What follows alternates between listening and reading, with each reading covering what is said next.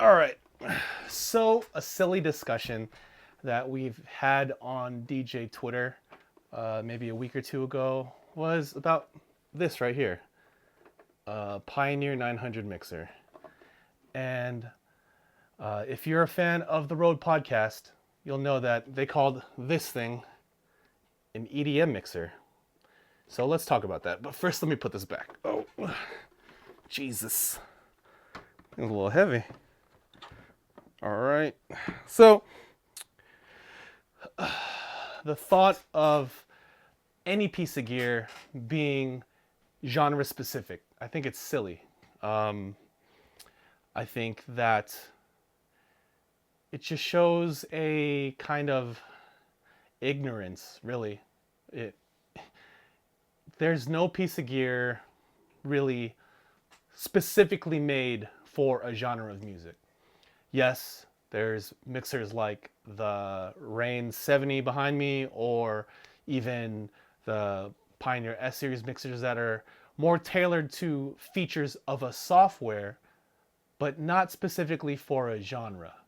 And it really bugs me that, not only in that discussion on the episode of Road, that that statement was made, but also that there's so many other DJs that just kind of champion that. Like, yeah, that's definitely an EDM mixer. That's not a hip hop mixer. That's not an open format mixer. And this is coming from someone that has spent literal years, hours and hours on both platforms, right? When I first got to Vegas, the S9 wasn't out yet. You had the original 900, and you had the Rane 62. And a lot of clubs didn't like having the Rane 62 in the club because it just didn't sound as good as the 900 did. Straight up. The one of the venues that I was a resident for had both, and I was not only the resident opener at that time, but I was also the head AV guy. So there was an occasion where I showed up to the venue early, and I brought both mixers out, tested it, and there was just a definite difference in the sound. For my ears, the 900 sounded better than the 62, and of course, those are kind of years apart technology-wise as far as when they were released. But even with the advent of the S9, the S9s just didn't sound as good as the 900s did. Even if you look at the sound cards, just the specs of those mixers in comparison just didn't line up, right? So there was a reason why a lot of major clubs went with the 900. Not only was it the preference for huge, EDM headliners, but also it sounded better in the club. Eventually, we got an S9, and I started using that because other guest DJs wanted to have that.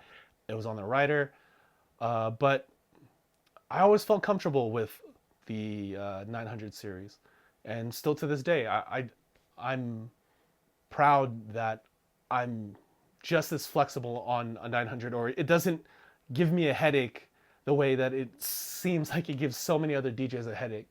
And I get it. It's a complete departure from the older mixers of the past, right? I'm talking 2-channel Vestaxes, older Ranes, etc., etc.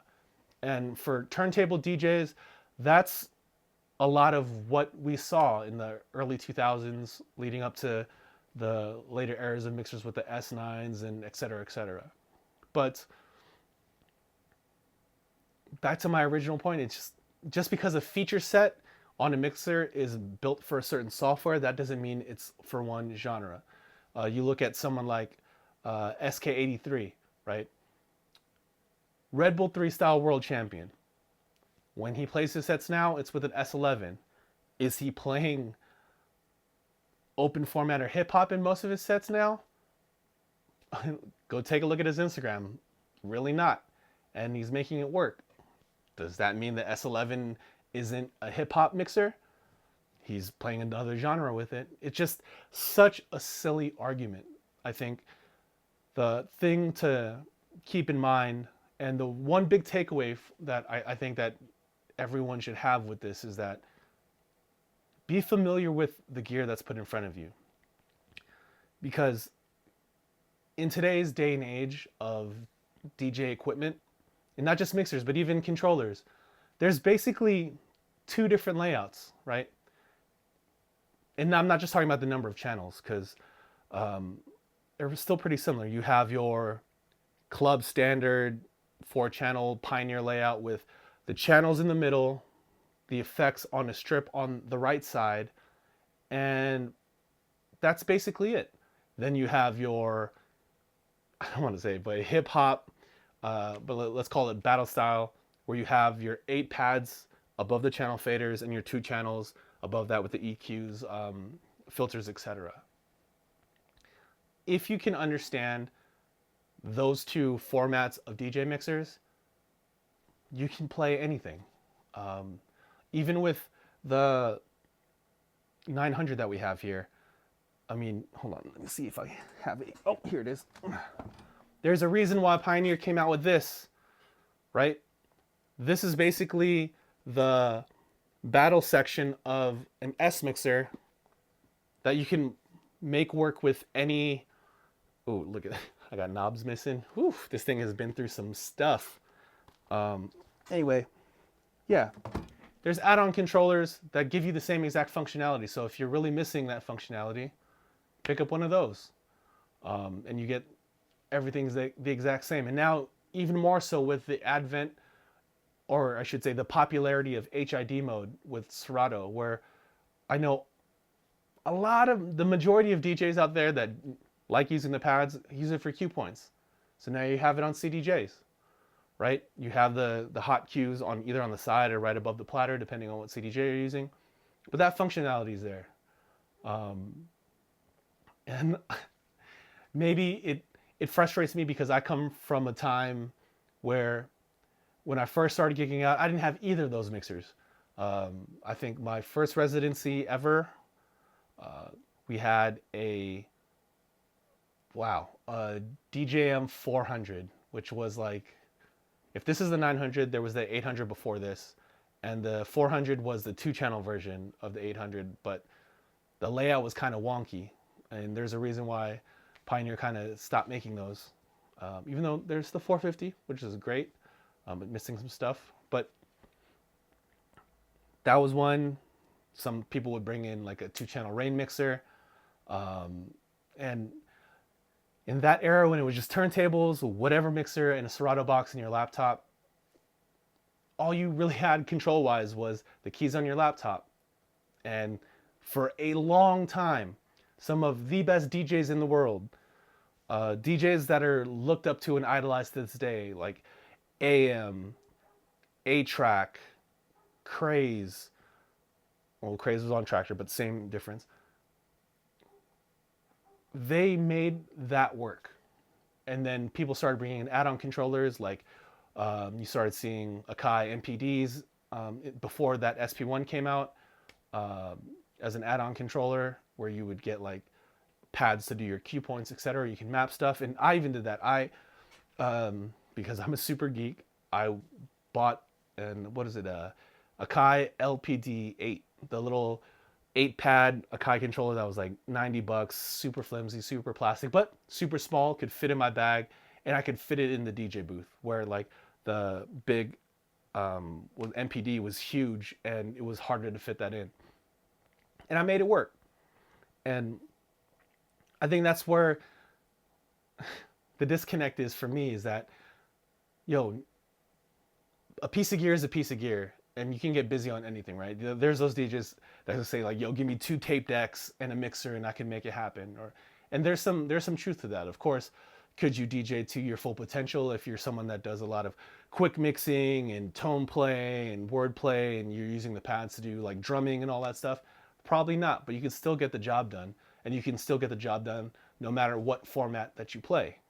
And I think it's just such a cop-out to say, oh, this mixer is for EDM and the other mixer is for hip-hop. Like I've played open format, mostly hip-hop, R&B leaning my entire DJ career, and I've definitely gotten busy, and I've seen the highest tier of DJs get busy on all of them.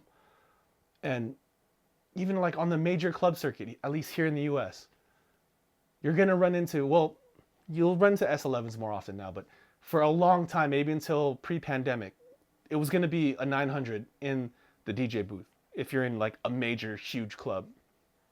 And what were you going to do if, you requested like a 62 and they gave you a 900? If you're getting paid a buttload of money to DJ because you're the headliner, you're going to use that equipment. And they expect that because you're a headliner. And if you're not at that headlining level yet, as a beginner, opener DJ, whatever you want to call it, shouldn't you want that kind of skill set, and shouldn't you want that for yourself to be able to play on anything? It's like a badge of honor to be able to say like, yo, I don't care what mixer it is. I don't care what CDJs or turntables it is. As long as it works, and as long as I can play 2 songs and mix them together, I'll make it happen. And man, it's such a cop-out and feels so lazy to just say like, oh no, that's not for me because it's for the other side. Like, it's learn all gear, learn everything that you're going to run into. Even with, this goes all the way back to even before that. If you're a beginner DJ, and this is something that I ran into a lot when I was still doing AV for the venues, where I'd have, people would throw events like 4 or 5 DJs, and some of the newer, unseasoned DJs would bring their DJ controller that would run Serato. And it's like, yo, you're going to make me run a separate channel just so you can plug in your controller when you can do it on the gear in front of you, and it's going to sound better and you have more control. But it was always a sense of familiarity with their piece of gear, and also just the fear of making that jump to the pro level gear. And I get that to an extent, but if you're getting paid to play, there's really 2 options, right? It's either make sure you show up early so you can set everything up and you're not interrupting the flow of the DJ before you or the DJ after you if you have to use gear that's not the gear that's set up for that night. Which some DJs did, the majority of DJs didn't. I guess, they were just not as courteous, or they didn't know that they could do that, or they chose not to do that, whatever the case is. Or, you learn the gear that's there. And especially for DJs that were using Serato, like, it works on both platforms. You know what I mean? Even if you don't have the Serato suite and the DVS and stuff like that, most of those DJs that were DJing on the controller still had their 30-day free trial to be able to play on the bigger gear. And that's when it just really breaks down to the fear of using something else, the fear of not being able to play your best because you're unfamiliar with what you're playing on. And honestly, I get it at smaller events, smaller venues, whatever. Rock with what you want to rock with. But if you're playing a night with a number of DJs and you're switching off every hour and you're having to plug and unplug, there's so many things that could go wrong. I've been parts of nights where, a cable comes loose, gets unplugged, dead silence, and everyone's just staring. And of course, the DJ that wants me to set up their gear is staring at me like, yo, what the hell? Why did this happen? Well, you should have came to sound check. But maybe I'm just ranting. But not only the fear, but it's like the laziness of just not wanting to take the time to learn how to use learn how to use the standard stuff, the big boy stuff. I mean, I know when I started gigging out and I started not having to bring my own gear and I started getting to use the club standard gear, no matter what it was, if it was 1200s and, whatever mixer, I was excited because I never got the opportunity to use that gear because I couldn't afford it at the time. So I would ask, can I show up early? I just want to make sure everything works, et cetera, et cetera. Sometimes would I bring my controller, or whatever, just in case if, things didn't work out? Sure, because I would have a backup plan. I'd always make sure that I could play. But I was so excited and so ready to make the jump and use the stuff with more features, the stuff that sounded better, and the stuff that I saw everybody else play on. That kind of like excitement always was higher than whatever kind of fear of playing on something that I haven't played on before, like in my mind. And it made me a better DJ because I was forced to learn. I made myself learn other things to DJ with. I made myself more versatile. I made myself a better DJ. I made myself a DJ that could play on more equipment and get into spots, you know, that other DJs couldn't because like, oh, I don't know how to use that. I can't do the event. So it it kind of boggles me that the mentality has shifted so much where it's like now we're blaming gear for being genre specific instead of just embracing it and wanting to learn everything so we can play on everything and get the most opportunities possible and bust down those barriers that have been set up by other DJs saying like, oh no, this is just for this. It just doesn't make any sense. And, you know, I get it to an extent where there's DJs that need those specific features that like a, you know, a Rane 70 or S11 would provide with like pads and controls for the software. But to me, even that to a point is a cop out, right? Because there's so many talented DJs, world-class DJs that were able to DJ at a higher level than a lot of these DJs asking, saying that, oh, I can't use it because it doesn't have these features. Like, the skill gap is sizable. And they were able to do it on less, right? And to those guys at the top tier that really utilize all of those features, I get it. But for everybody else, there really shouldn't be an excuse. You know, until you're at the level where you get to call those shots and you get to have a writer and you get the chance to pick your gear, yo, rock out on whatever's in front of you. That's going to be way more impressive to not only to the crowd, but to the managers, to the bookers, to the people paying you money to DJ.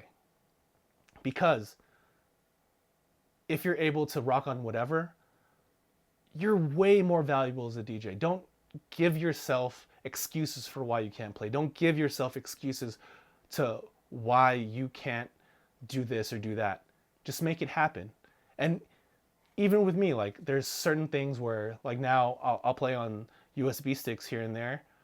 And over the last year or so, ever since Serato DJ 3.0 and Stems came out, Stems was so embedded into the way I DJ'd because I did it for like a year or however long it's been since Stems released, even in beta, that it became an integral part of my DJ set.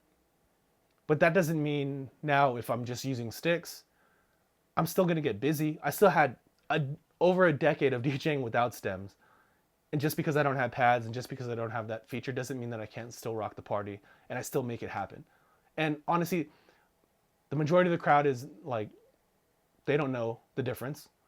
You know, I might not be able to do certain transitions, but I'm able to still DJ. I'm still able to make the party happen. I'm still able to make the bar make money. Drinks are sold, bottles are sold, sections are sold, venue owners happy, etc., etc. So, yeah, the big takeaway from all of this is that if you're claiming a piece of gear is genre specific or is for a certain style of DJing, at the end of the day, you're only handicapping yourself.